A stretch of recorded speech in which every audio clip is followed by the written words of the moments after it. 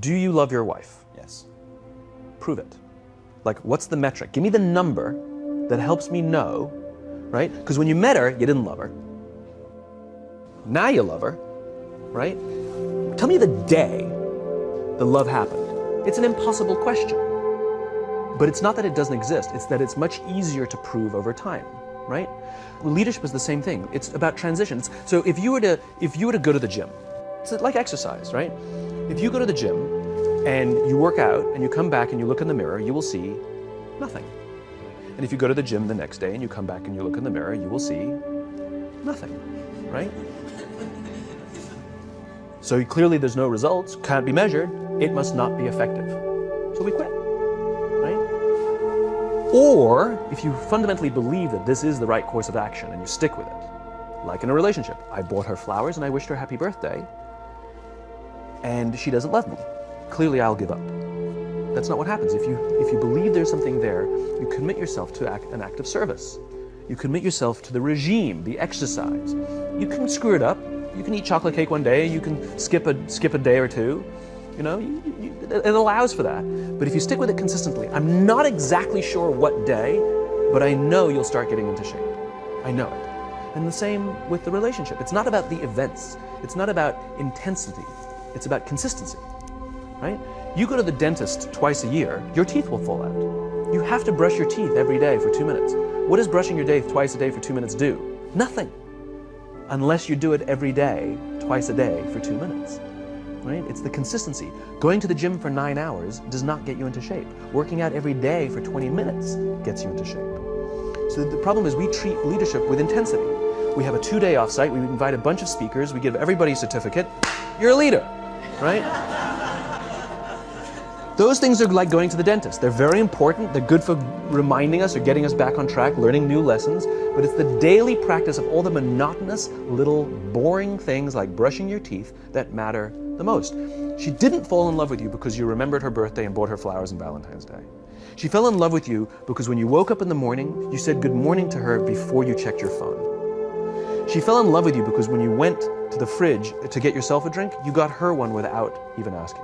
She fell in love with you because when you had an amazing day at work and she came home and she had a terrible day at work, you didn't say, yeah, but let me tell you about my day. You sat and listened to her awful day and you didn't say a thing about your amazing day.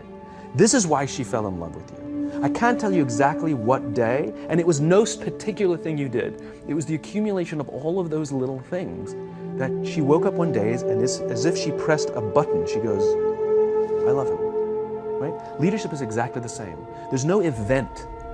There's no thing I can tell you you have to do that your people will trust you. It just doesn't work that way. It's an accumulation of lots and lots of little things that anyone by themselves is innocuous and useless. Literally, pointless by themselves. People will look at little things that are good leadership practices and say, that won't work, and you're absolutely right. But if you do it consistently, and you do it in combination with lots of other little things, like saying good morning to someone, that looking them in the eye. My friend George, who's a 3-star general in the Marine Corps, he says his test for leadership, and I love this, he goes, his test for a good leader is if you ask somebody how their day is going, you actually care about the answer. The number of times we're walking to a meeting, we're rushing, we go, how are you? Not good, I got to get to you later, I'm late for a meeting. If you ask the question, you were standing there and you were listening to the answer. It's those little innocuous things that you do over and over and over and over that people will say, I love my job. Not I like my job. I like my job means, yeah, the challenge is great, they pay me well, I like the people. I love my job means, I don't want to work anywhere else. I don't care how much somebody else is willing to pay me. I'm devoted to the people here, and I care desperately about the people here as if they were my family. In business, we have colleagues and coworkers. In the military, they have brothers and sisters. That's how they think of each other.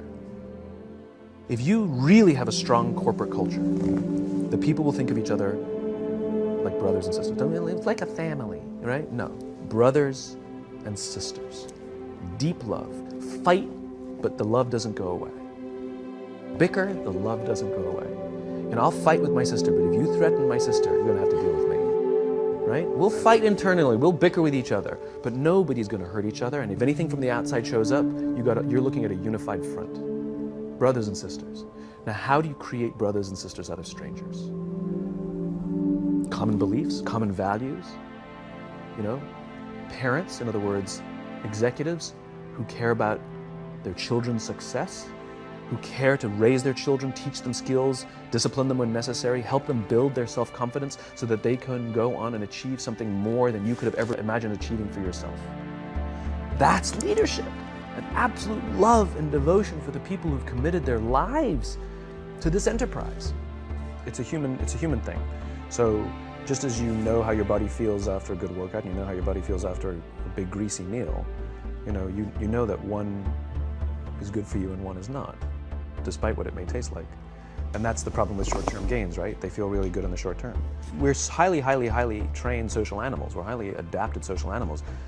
We can feel social awkwardness, and we can feel when things are going well. You can sense it. You say you have this sense of laughter, around the office. Like, we don't walk around with blinders. We're, like I said, we're made to do this. That's why we can assess if somebody's trustworthy or not.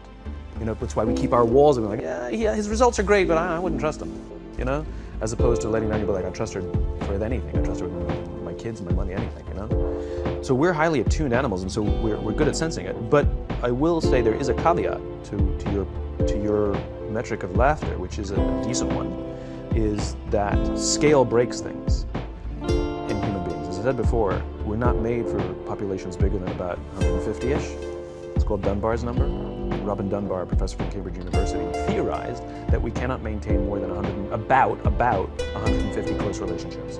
And the way he defined a close relationship is, if you're at a bar with a bunch of friends and somebody comes in, would you ask that person to join you or not? And it's about 150 that we would ask them to come join us. And if you think about the reason, that actually makes perfect sense, which is there's two limiting factors. One is time. If you only gave 2 minutes to every person you know, you make no close friends. And the other one is memory. You just can't remember everything. And so this is where leadership becomes very, very interesting. Because if you have a company that has a lot of people, 5, 6, 7, 800 people, 1,000, 2,000, 5,000 people, clearly you can't know everyone. And clearly as a CEO, like, I care about every single one of my people. You don't even know. Some of the people you work for who work for you are bastards. You don't care about them, right? So it's a nonsense statement. But what you can say is, I desperately care about the people whose names I know and whose faces I recognize. And I care desperately about my leadership, and I instill in them every day that I will give them the tools, and I will take care of them with one purpose and one purpose only, that they will take care of the people in their charge. And I want those people to take care of the people and instill in them that they take care of the people in their charge. And then by the time you get down to the masses, where the actual 1,000 exist, because in the seniors it's like 20, where the real 1,000 exist, they feel about 150 of them can look to one of their direct leaders, one of their direct managers, and say, that person cares about me. That's our boss, that's my boss, that's my leader. Not the leader, it's the CEO. That's my manager, my boss, my leader. The one thing I am comfortable saying that all effective leaders must have is courage, because it is hard. It is hard to stand up against outside pressure. It is hard to stand up to an external constituency who's pushing you to do something for their short-term gain, to do the right thing for your people. It is hard. It is thankless. It is lonely. Sometimes you get fired. Sometimes you get in trouble. Sometimes you'll lose your job and the next guy will get all the credit. It's all true. And the courage to do the right thing in the face of overwhelming pressure, only the best leaders have that courage. Only the best leaders. And here's the folly. Courage is not some deep internal fortitude. You don't dig down deep and find the courage, right? It just doesn't exist. Courage is external. Our courage comes from the support we feel from others.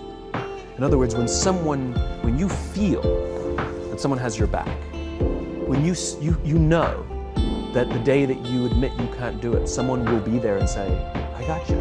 You can do this. That's what gives you the courage to do the difficult thing. It's not going off to an ashram by yourself somewhere for 4 weeks and coming back and finding the courage. It's not what happens. It's the relationships that we foster. It's the people around us who love us and care about us and believe in us. And when we have those relationships, we will find the courage to do the right thing. And when you act with courage, that in turn will inspire those in your organization to also act with courage. In other words, it's still an external thing. That's what inspiration is, right? I'm inspired to follow your example. But those relationships that we foster over the course of a lifetime will not only make us into the leaders we need to be and hope we can be, but they'll often save your life. They'll save you from depression, they'll save you from giving up, they'll save you from any matter of negative feelings about your own capabilities, your own future.